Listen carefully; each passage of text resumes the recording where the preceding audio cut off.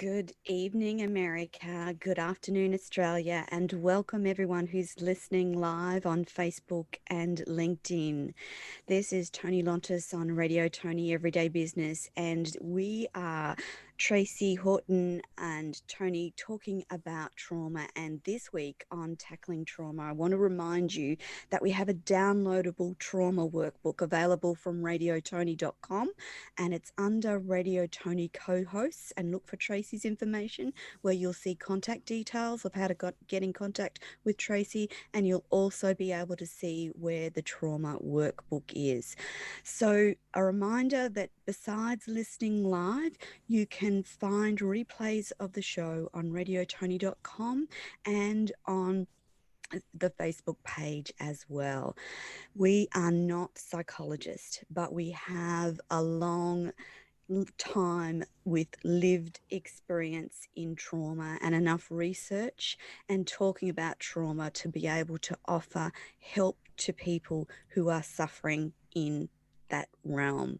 So just a little bit about my wonderful co-host Tracey. Tracey Horton is an international award-winning speaker, author, and qualified life coach. She's worked alongside men and women for 25 years, helping to rebuild lives and allow people to become the best versions of themselves. She's spent many years helping people create their own authentic journey. She knows about real brokenness as she managed to rebuild her life from that of an alcoholic, abused, poverty-stricken child to where she is today, a passionate, warm, caring and amazing woman. And her experiences give amazing insight and wisdom and will help you create the life that you dream of. So good morning, Tracey. Good morning, Toni. How are you? I'm really good, thank you. We were having a chat before the show, and it's absolutely bucketing down rain here in Tallebudgera Valley on the Gold Coast, Queensland, Australia. So much so that we lost one lot of internet, and I had to quickly replug the backup internet in. So let's hope that it stays well with us for the show. Now, just to recap, so far in Tackling Trauma, we've talked about trauma in detail.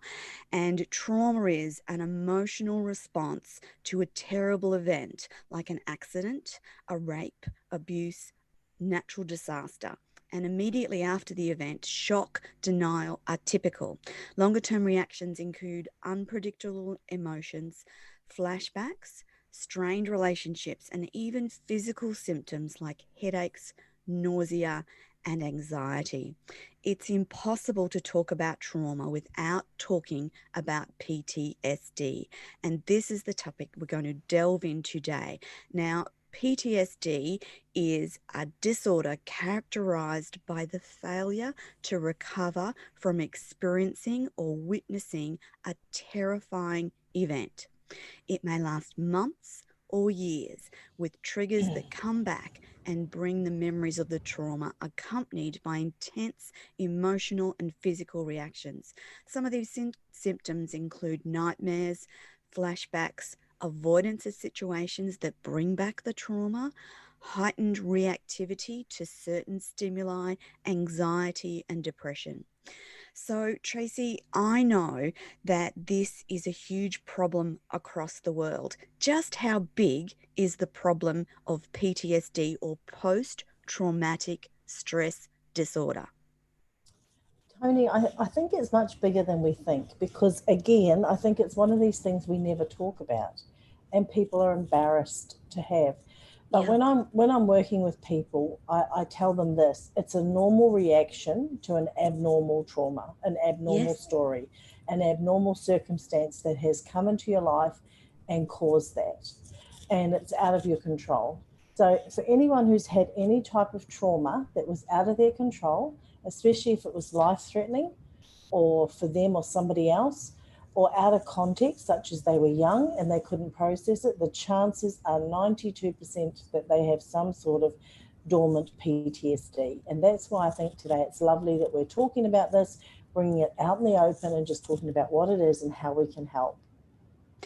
Absolutely, Tracey. The statistics around PTSD mean that this is not an isolated problem, and statistics suggest that 70% of adults will experience at least one traumatic event in their life, and 20% of those people will develop PTSD.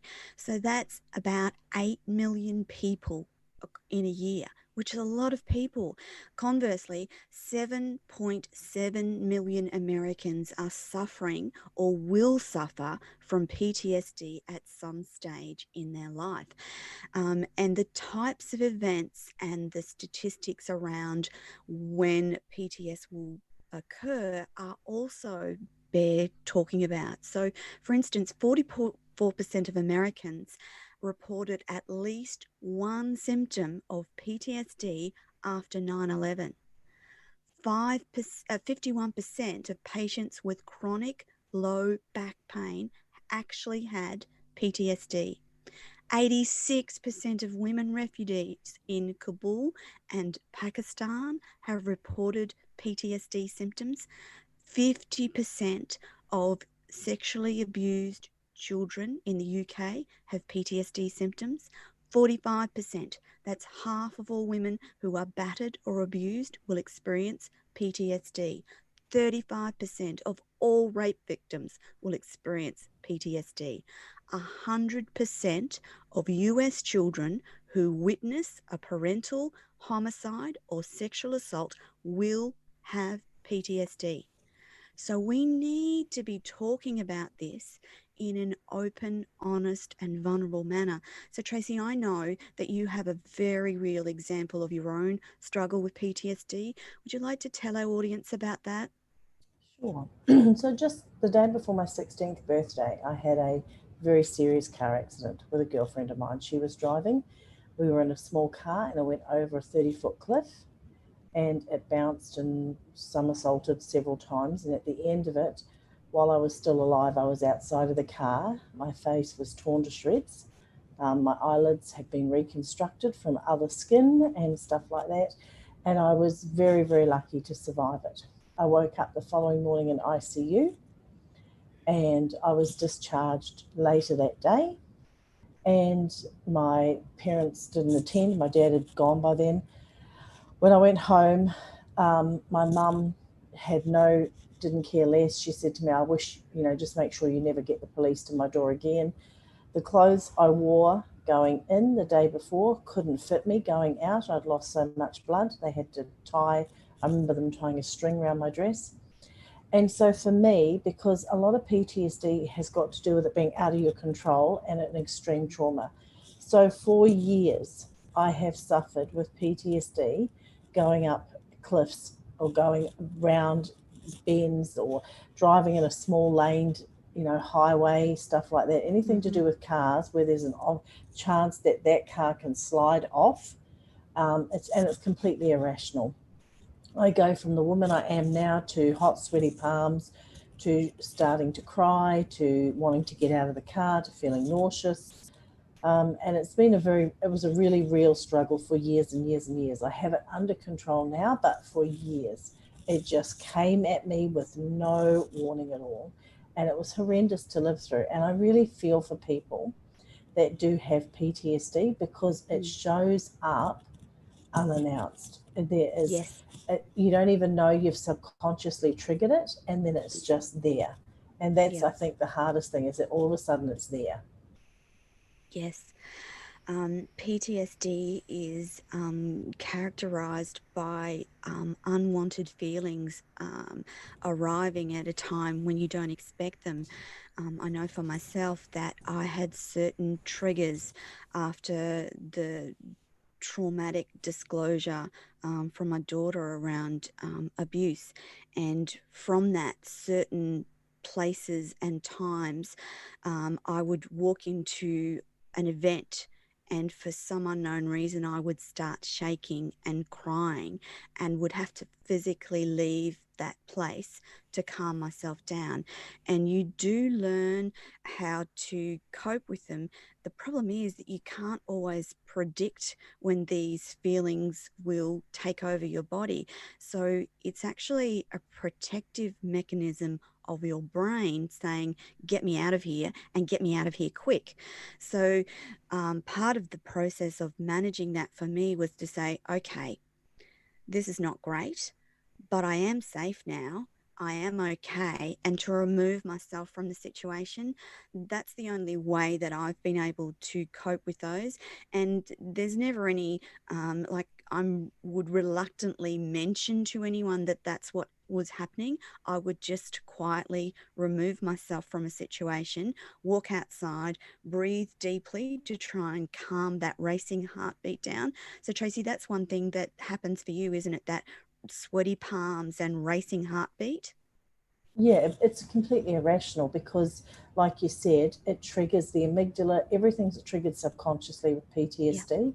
So before you know it, you're in a lather. You're in a real state, Yes.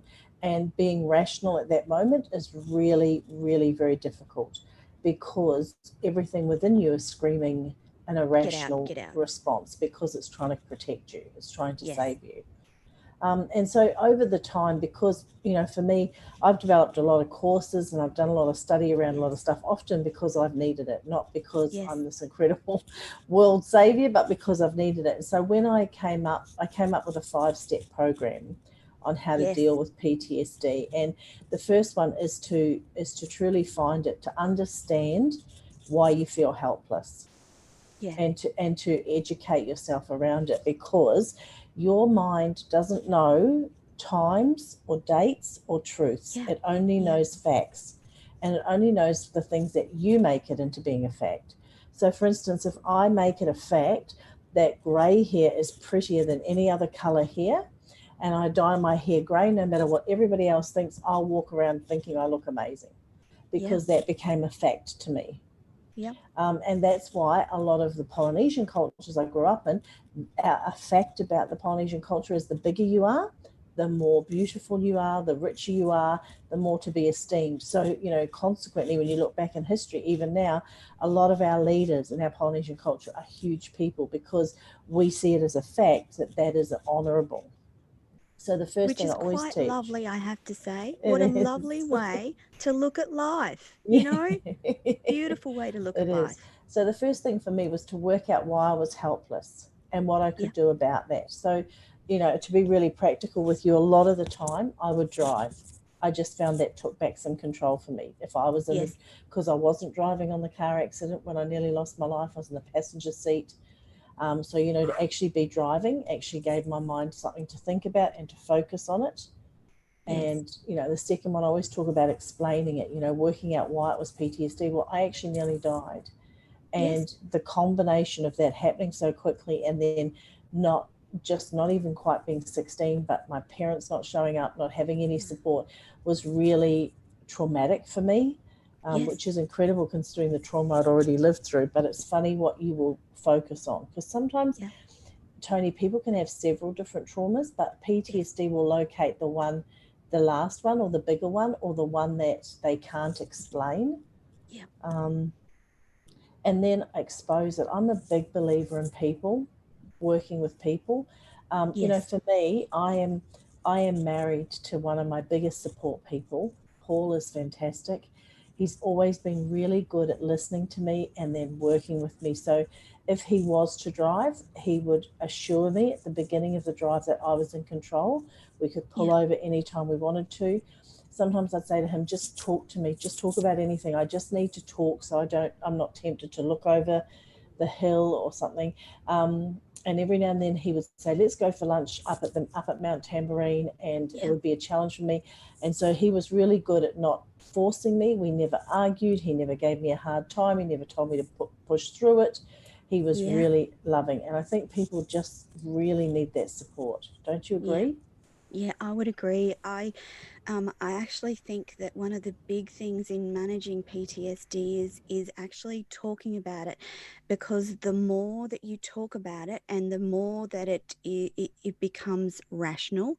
So when I think of it now, I no longer think of it as an irrational. I understand that my body is trying to protect me and that my brain is in protection mode. And I actually have a little script that says, thank you for protecting me. Thank you for reminding me that at that time I felt vulnerable and out of control. I'm okay now.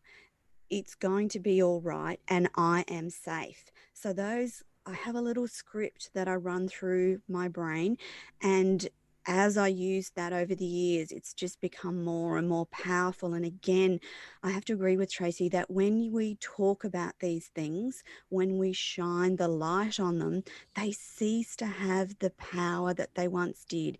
If you're suffering from PTSD and you've got no one to talk to about it, it becomes a much bigger thing in your life. So never underestimate the importance of conversation in dealing with PTSD, because once you start to talk to people, you'll understand that there are lots and lots and lots of people that have struggled with PTSD. And we read the statistics before, so there's guaranteed to be someone in your friend circle or family or social circles that's battled with this. They may never have talked about it, but by talking about the physical symptoms that you suffer and what your mind goes through will help ease your anxiety, help make you feel that it's okay or it's going to be okay. And it does take time. You need to be really kind to yourself. This is not something that you're just going to get over and push through. It takes work and time, doesn't it, Tracey? Oh, it does. It really does. And I think allowing yourself to be okay with it is a really, really big deal. I'm a Yeah. real advocate for talking about mental health and about it being just that. I think the Yes. healthiest thing we can do is address mental health like we address physical health. You know, nobody looks down at somebody if they've got a sprained wrist or Yeah. a shoulder socket issue or a Yeah. middle ear infection. And I think it's time we just had exactly the same approach to all this other stuff. I think the challenge for us is that people people feel so weird about it and so Yeah. self-conscious about it they Yeah. medicate. And one of the things you can't do with PTSD is add alcohol or drugs, because Yeah. PTSD heightens you so quickly. If you have stimulants, you are Yeah. going to be off the Richter. You are going to do something stupid. You are going to break through a wall. You are going to slam a car door. You are going to veer off the road. You are going to do Yeah. something really silly. Yeah. So I think, that is one of the things, we often hide this. But here's the thing, Toni. PTSD can be hiding. I think those stats are actually quite low. I think they're higher than Yes. that, because Yes. I know I've had women come to me and they've never been able to marry. And when Yes. we've talked about it, PTSD from sexual Is abuse that has the, stopped them being intimate. yep. There's people that have never got their license because they've had PTSD from a massive car accident. Yeah. And so I think if we just talking about it's really brave and really bold. And for me, I Absolutely. would I would never have been able to start to get over it if I hadn't told my husband, listen, I need Mm. to tell you what goes on for me, and I need to tell you it's PTSD, which means I'm Yeah. not fully responsible. I want to be, because I want to educate myself and heal, but right now in Yes. that irrational moment, I am irrational.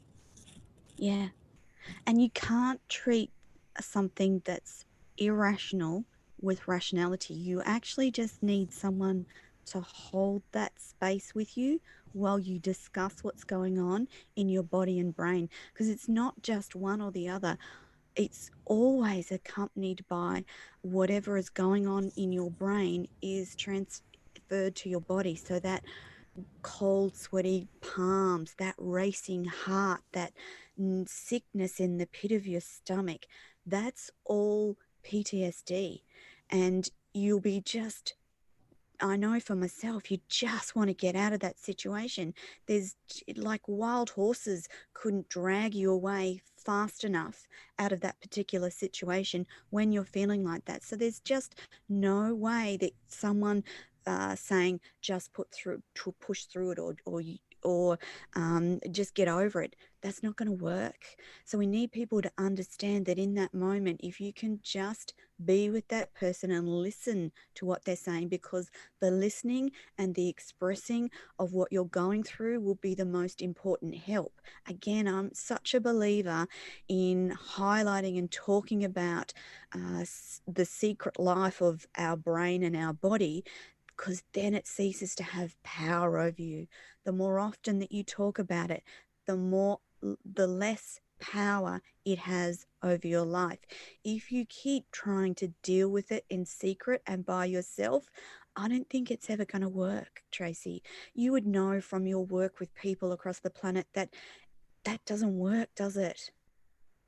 No, no, it doesn't. And, you know, Toni, my heart breaks for people that live through trauma, because having lived through it, Yeah. I know when it fronts up, it takes up residence, it builds a campsite. And Yes. it takes a strong person to deal with trauma. And I've been very fortunate that I've had a network of friends such as yourself, mature women who understand, a Yeah. husband who is to die for, kind, to Yes. die for, gentle, like a brilliant, brilliant man Mm. that has got me when nobody else was getting me, way back Yeah. 35 years ago when we met.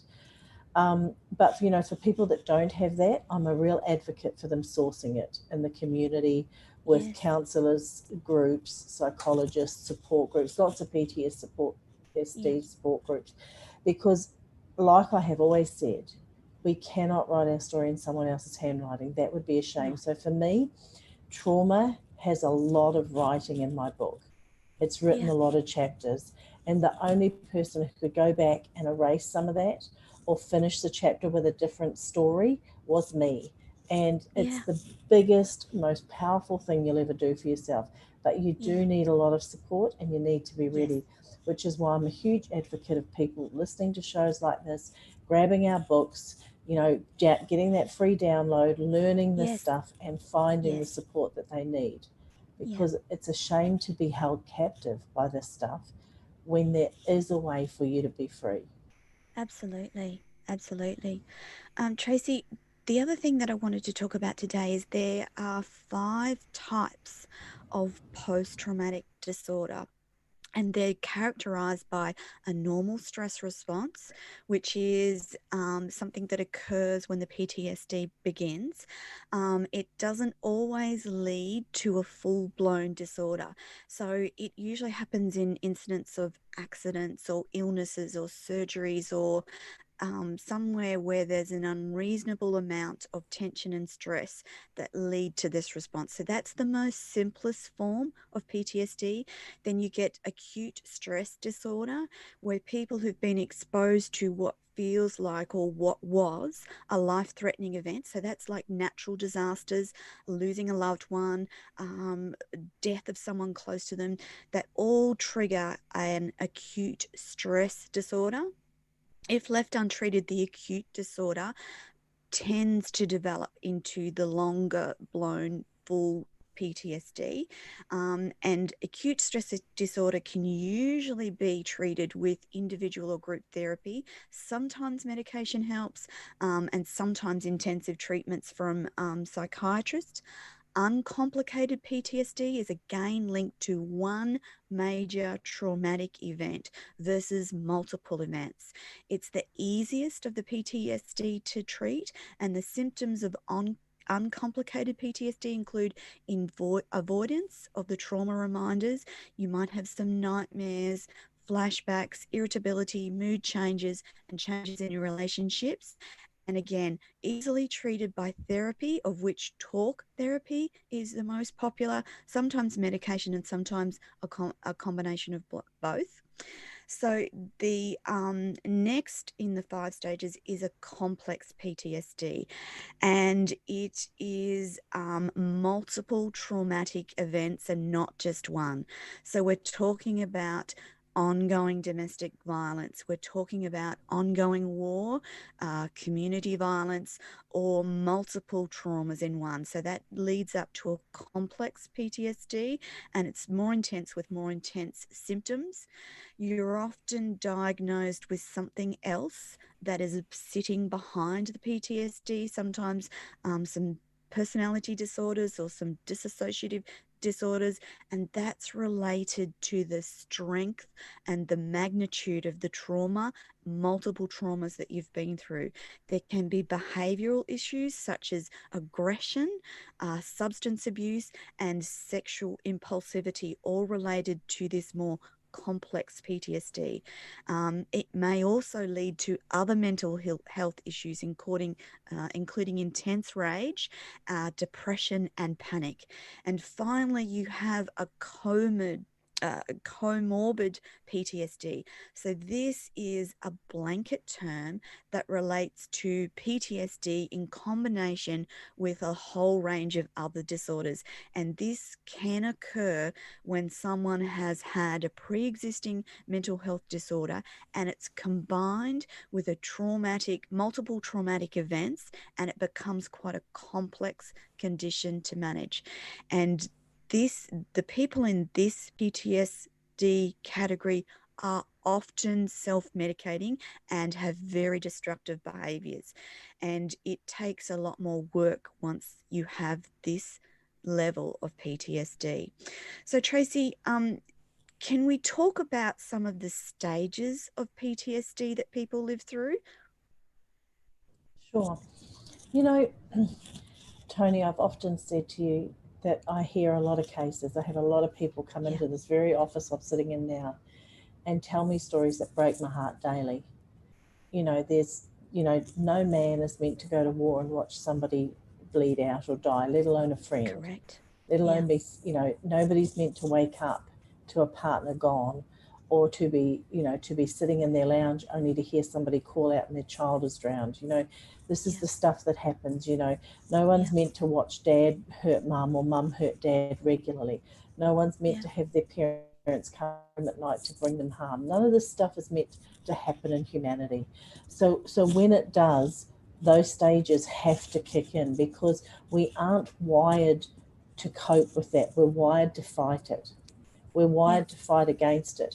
And what happens is, when we're fighting against it at such a high rate, we get adrenal fatigue and we get exhausted. And that's when our body says, hey, this is PTSD. I'm going to send out all the alarm bells so that you back off. At the sheer mention of it, you back off, because you don't have it in you to do it anymore. And those stages, they break my heart, Toni, because as you and I both know, working with men and women here in Australia, there are so many people that are suffering from this, and there's so many people in those stages. And I think the hard thing is, like you said, with those stages, it's not till the last one that it becomes really obvious to everybody that you're not coping. By the time you're drinking or taking drugs or self-medicating with food and you're 142 kilos, you're despondent, often at that stage the depression has set in. You've stopped caring for yourself, but until then the others could be quite masked. So I think, for me, I always say to people, if you have something that goes off in the pit of your stomach irrationally, if you're just doing life and there's no reason for you to feel insecure or unsafe, and you do, and it comes from a deep pit thing where it doesn't even make sense to you, you need to stop and check in with yourself and ask what is going on. Because sometimes you might think that a particular traumatic event hasn't affected you. You might think that you're okay, but my recommendation is always that if you've witnessed something, you've been involved in any sort of traumatic event, you need to talk to someone about that to unpack just what you're feeling. And if you don't, then you might reach the later stages of PTSD without even realizing, because you won't allow yourself to talk about it or unpack it or investigate it. Do you find that in your practice, Tracey, that people don't come to you until they're at that end stage where it's really difficult to manage? I see people at all different stages. Yeah. But do you know, Toni, one of the things I really want to talk to our listeners about is that that end stage is not always outwardly destructive. I have a woman that I see regularly as one of my clients. Her daughter drowned in the pool while she was asleep one Sunday afternoon. No fault of her own. She had a blended family. Her husband's kids had let the other baby in, and next thing we know, there was an accident. It was an accident. So she is now just over 60. She owns her own home, drives a BMW, holds down a job, but medicates herself to sleep every night. Won't own a house with a pool. Can't watch her grandchildren swim in the pool. So sits with her back to the pool at every family event. You know, sometimes that fifth stage is not destructive. It's not the guy that's ranting and raving at the end of the bar.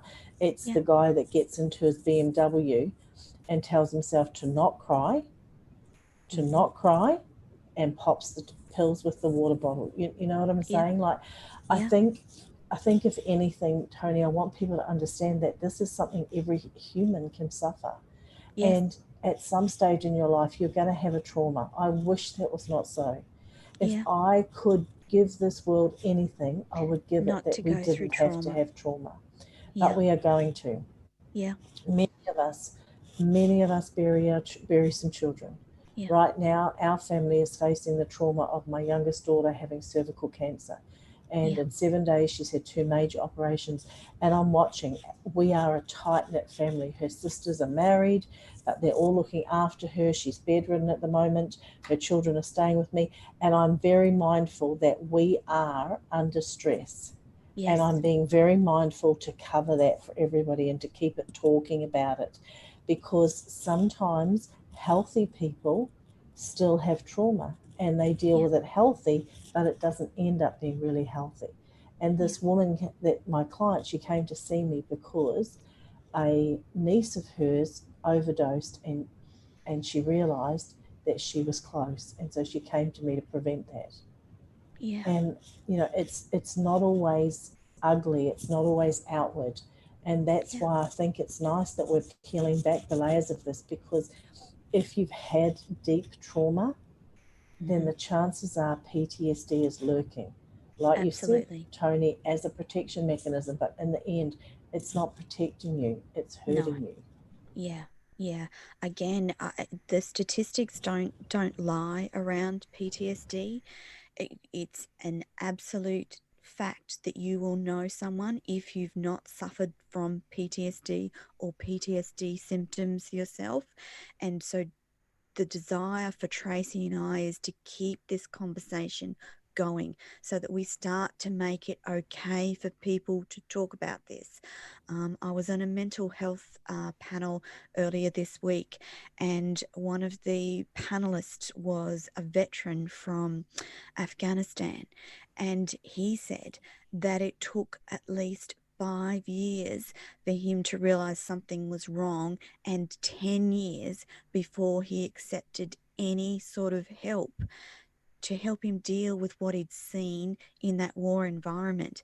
That's a long time to live in life and to be doing life and not doing it at your best, because PTSD will impact you. And even if it's not visible to the rest of the world, it will be visible to you.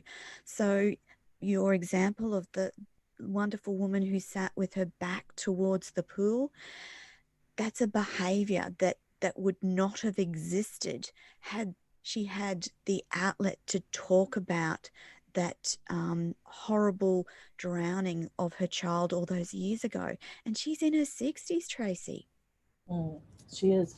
You know, another guy that came to me was an SAS soldier, and Australia got deployed over to Thailand with the tsunami, the Boxing Day tsunami, and they had to do cleanup. Basically, they were all sent to help clean up and help sort out the bodies. And what they would do is they would pile them up They would pile them 7 or 8 high, and then they would categorize them, work out who they were. So that's traumatic enough. Oh But God. at the same time, every day they would bring in packed lunches. And this guy, they took a photo of him and his mates, and without even consciously realizing what they're doing, they were eating a hamburger sitting on a pile of dead bodies. And when he saw the photo, it gave him such a shock. Oh. He shut down. So he is into his 4th marriage, and he's like Yes. 40. And Yes. he came to me saying, listen, I don't know what's wrong with me, but every time they bring up a problem, my attitude is first world problems. And then I asked him to do something on his computer, and he brought up his computer, and his screensaver photo was this photo. And I said to him, what the hell is that? And when we unpacked that, and when we unpacked how deeply he had to press that down to get it, to deal with that, because otherwise he would have had PTSD on the spot. Yes. You know, like he wasn't, we forget that people that go to war, they're heartfelt men, they're courageous men, they're men that wear their hearts on their sleeves, they're women that wear their hearts on their sleeves. You know, people that get abused, or people that lose children, they're just like you and I. Yes. And you know, sometimes I think we forget to just talk about this, and no one had ever said to him, hey, that photo, you must have been dead inside to put that on as your screensaver. And when I challenged him on that, it changed his life, because no one had talked about it, because people look at it and get horrified. But sometimes with PTSD, you've got to, you know, I'm a big advocate for this, Toni. If you don't step back into your shadow, you cannot find your strength. You cannot emerge a hero if you don't do the cave work. Yeah. And you want to be your own hero. You do. Absolutely, absolutely. And that's often what happens when something is so incredibly traumatic. It gets pushed down and pushed down, and you don't the thought of unpacking that is so painful, that it takes something many years down the track to go, whoa, look at that photo. And yet he was oblivious to that until you challenged him on that. And again, that's something that people can help other people with. If you see something that really doesn't quite sit, then gently perhaps ask that person about that. So, Tracey, would you have, let's talk about your client, the 60-year-old who was unable to face the pool when her grandchildren are swimming. If you had been around her social circle, would that have triggered something in you to try and get her to open up about that? I don't think people in social circles are often triggered by it, because we're so accommodating. You know, people in your social circle, you accommodate them. I had idiosyncrasies for years that nobody noticed, because they were just part of who Tracey was. You couldn't sit Tracey in the corner. You couldn't put Tracey in a corner where she couldn't get out. I hated, I would get triggered sitting in the corner at the end of a table where there was no escape and stuff like that. And I think it was really only that my husband would challenge me on this stuff, because he would see it. And he saw it because I started raising my children with him, obviously. And I had a little few things hanging over, and he started questioning me on them. So I think two things. I think if you do see something, just have a conversation. Just have a conversation. Because sometimes I haven't been ready to deal with it, but the fact that Paul had the conversation meant I could come back and have the conversation when I was. But I also think too, I think there's a lot of responsibility for people to truly think about them, because we always know, Toni, we do. We don't we don't wake up alcoholics blindsided without a reason why it happened. She knew what she was doing. She knew. So in some ways, you know, when I worked with her, and I just want to say I have permission to tell this story. You know, when I worked with her actually taking responsibility for that, you know, and not just because, you know, she would just have this bravado that nobody would challenge her. But, you know, when she actually got soft and vulnerable about it and actually owned it, then, you know, things could truly change. Yeah. Yeah. And what sort of change did it bring about for her? What sort of positive impact did it have once she started to unpack this stuff and started to heal? You know, the hardest thing any human does is face the pain associated with trauma, which is why we go into PTSD. You know, for me, Toni, it wasn't the fact I had 141 stitches on my face. It wasn't the fact that I had cuts on in my head. It wasn't the fact it was the fact that nobody was there. I woke up in ICU on my own. And when a friend from school took me home, my mother didn't even get up to hug me, and it was my 16th birthday. And when I actually located that pain and I actually dealt with that, the Mm-hmm. PTSD halved overnight because Yeah. I'd actually found the pain point. Yeah. You know, so actually having to come to terms with the fact that no matter how it happened, you lost your child. Yeah. That even though you were only serving your country, you watched people die. Yes. And nobody prepares you for that. No. You don't go into psychiatric teaching before you go and pick up a gun and go to war. And you know what I mean? Like if your child was abused, you you didn't open the door and say please do it. You know, just coming to terms with all this. For me, you know, coming to terms with the fact that yes, I was abused, but that wasn't all I was. You know, I say it in my book all the time. I had a terrible start, but I don't have a terrible life. I have a fantastic life. Yeah. Um, you know, and I think just really coming to terms with all this and just making it commonplace to talk about it. And I can't stress enough, if people do not have that type of relationship, like this woman didn't feel she could talk to her husband, her sisters about it. She had 3 sisters. She didn't feel she could talk to any of them. I think the fact that she then sought out somebody like me, a trauma counselor, a trauma mentor, you know, to I think that was really brave of her, because she knew she needed to talk to someone. Because when you wake up at 9 in the morning and you're shaking, needing alcohol, you got to talk to someone. Yeah. Yeah. Tracey, just briefly, alcohol or alcoholism, there's always something behind it, isn't there? Always. We, as humans, we are designed to save ourselves. Mm-hmm. So when we self-destruct, and I'm a big believer in not separating alcoholism, because in this country, and I don't know in America, maybe some of our listeners can tell us, but in Australia, obesity is one of our biggest self-medicators, and no one's addressing it, and we're huge in our numbers now. Yeah. So, you know, there's prescription drugs. I mean, you can go, you know, I know women who earn 7 figures and drive Porsches, and they are self-medicating on those scripts like nobody's business. And that doctor is part of the problem. Yeah. I know people that medicate from relationships. Yeah. They just go in and out of relationships. They have to always have the latest. I mean, I know people who shop to self-medicate. So, but whenever it's destructive, because we are designed to enjoy everything within reason. We're designed to be happy and to enjoy stuff. And I know for myself, there is nothing nicer than a Saturday afternoon with a couple of girlfriends. It's hot here in Australia already, and some nice rosé with a couple of ice cubes in it. There is nothing nicer than that.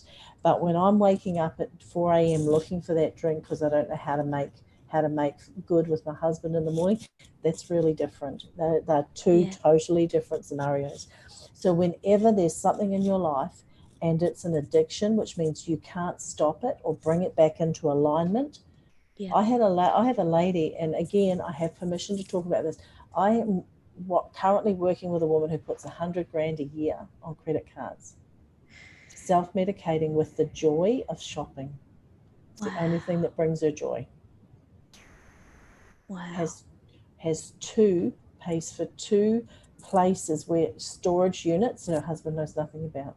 Just puts it all straight there now. So there's something behind that's driving that behavior, isn't there? Yeah. And it's usually something deep sadness of a traumatic broken related. childhood. There's always something, because we're not designed for that extremes. We're designed for balance. Our body is designed for balance. We have two of everything. Our left and right side work together. The universe has day and night. We live in seasons. We are so in tune with all that. We don't realize it, but we are designed for balance. It comes naturally to us. So when something's out of balance, the thing you need to do is sit with yourself and ask the question, do you know what it is? And if you don't, you have to ask the question to someone else who can see it.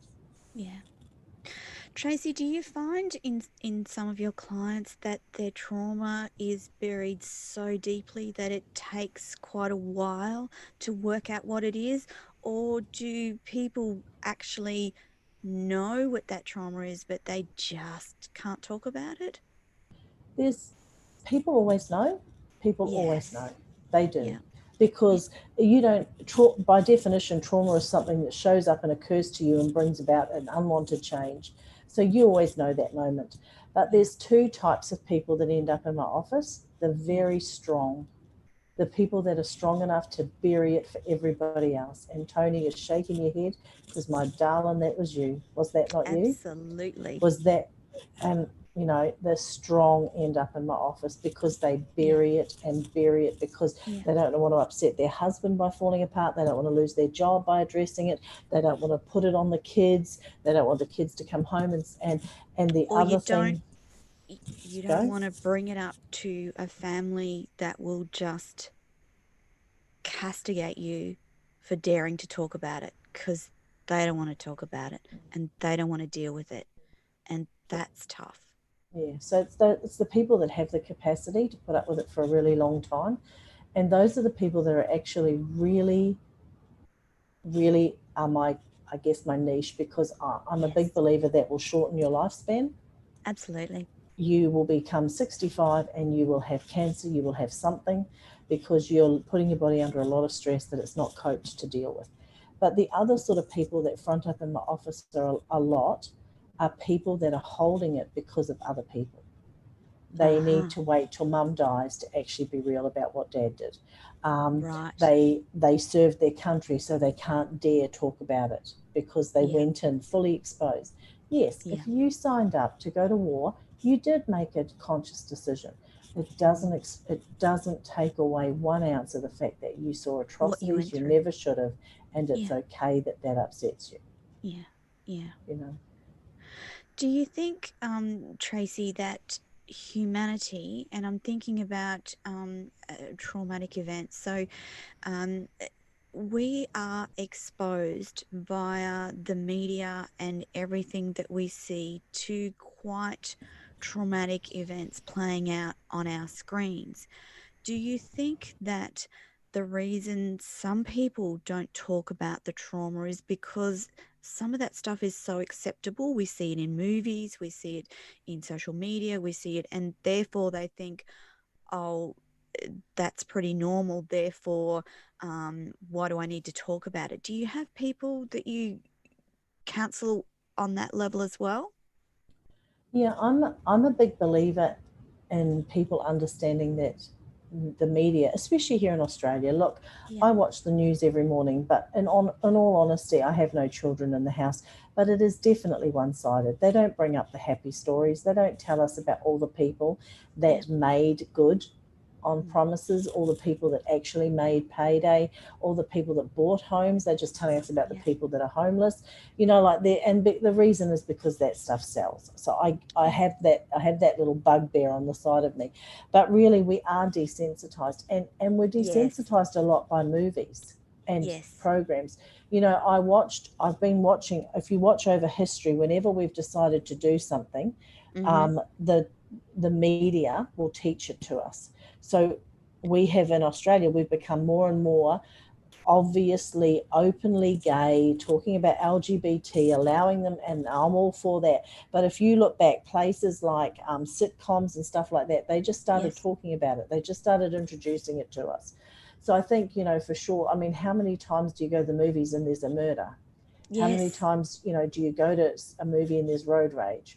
Or, you know, somebody, you know, I always, when my kids were growing up and, you know, they had a couple of programs they'd watch, I'd say to them, don't think that's real.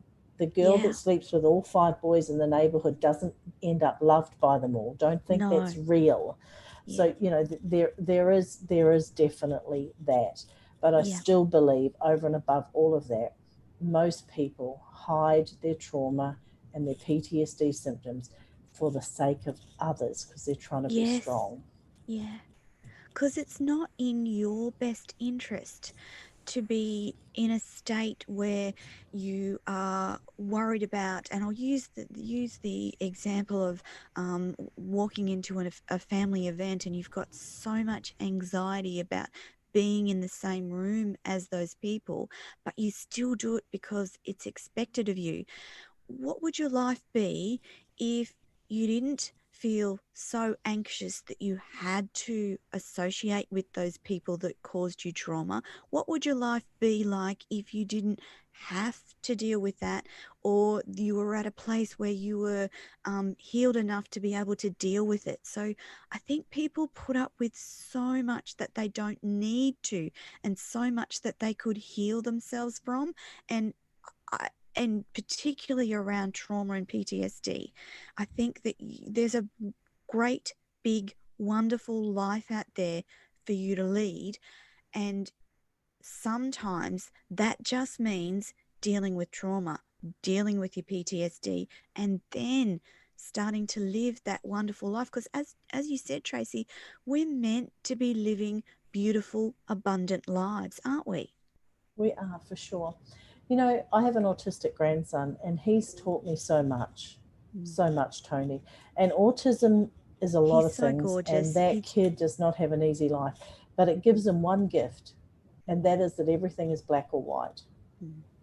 So that kid cannot be talked into anything, and he calls Yeah. everything as it is. And as a family, it's been a bit refreshing for us, because Mm, I've actually studied it, and I've been saying to people, you know what, we all need to be like Dom. Like when he yes. walks into the house to see me for the first time, his kisses and cuddles are so intense and so passionate. But not an hour later, I'll ask him if he wants to have a bath, and if he doesn't, he's not bathing. And sometimes I think we're so afraid of being socially acceptable, and we're so afraid of rejection. But in actual Yep. fact, sometimes we need to be black and white and give ourselves a gift. Yep. My father is a schizophrenic with 5 dissociative personalities, and he was very violent. Greatest gift I ever gave myself was releasing myself from the thought I had to have a relationship with him. Do I miss him? Yeah. Yes. Would I love to have a Yes. relationship with him? Yes. But is my Yes. life better off by not? Absolutely. Yeah. I could not, I would be a medicated head case if I had to stay in a relationship with him, because of the way it works. So, you know what? Yes. Sometimes you have to give yourself a gift of just calling it for your own sake, putting yourself Absolutely. first instead of being socially acceptable for everybody else, being just that little bit autistic. Because I tell you Yes. what, Dom does not care. And that's the And gift does that it, it gives him. and that's the thing, Tracy. Does it matter if he has a bath? Well, no. It might matter if he doesn't have one for 3 months. But in that day, on at that time, does it matter? No, it doesn't. And it is a beautiful No, gift, isn't it? Dom, it I is. have to say, having met Tracy's little man, he's just a beautiful, cuddly little soul. He just makes me smile every single time I see him. And I've seen him when he's not, being great.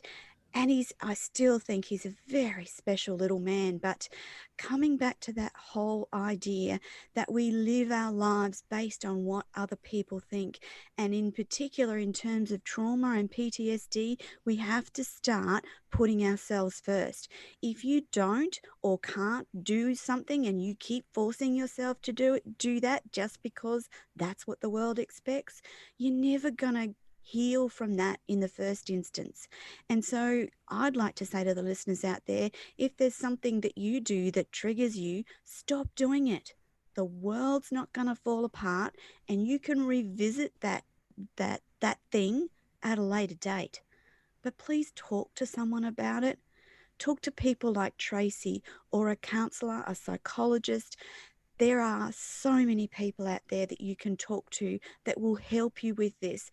And the burden shared with someone halves the burden on you, and you can start to move forward in your life and create that better life, which is what Tracey has demonstrated. If there's anyone I know who demonstrates what it is to have lived through, recovered from, healed from trauma, and that's not to say that either of us, we've both had trauma, either of us are perfect. I'm not, I know Tracey's not, but we have the best life that we can because we've done the hard work, faced that PTSD and trauma head on, and done something about it.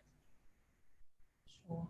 And like I say to people, it is going to hurt. If you are listening today and you have PTSD, you've become aware of that. To deal with this now is going to hurt, but can I just say it's going to hurt half what it's already hurting. Correct. It hurts longer.